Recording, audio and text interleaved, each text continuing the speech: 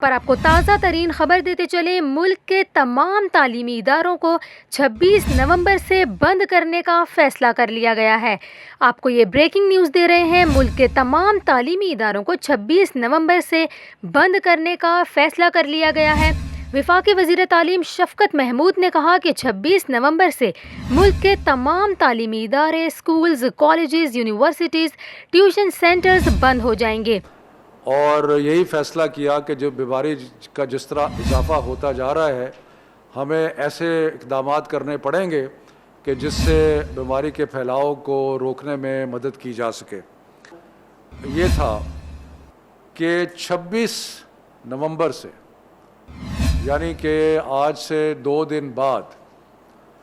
پاکستان کے تمام تعلیمی ادارے جو ہیں، جس میں یونیورسٹیز ہیں، جس میں کالجز ہیں، جس میں اسکولز ہیں، جس میں ٹیوشن سینٹرز ہیں، یا اس قسم کے اور جو لرننگ کے ادارے ہیں، ان ساروں میں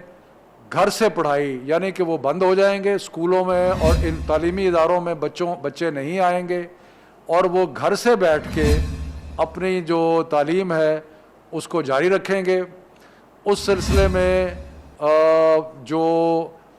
ہوم ورک ہے وہ جہاں پہ آن لائن ہے وہاں پہ آن لائن ہوگا، جہاں پہ آن لائن نہیں ہے وہاں پہ اساتذہ جو ہیں وہ ہوم ورک پرسکرائب کریں گے، جو کہ صوبائی حکومتیں فیصلہ کریں گی کہ کیا ان کے والدین آ کے بچوں کو کیا ہوم ورک دکھائیں، لے جائیں، یا جو بھی ہے۔ لیکن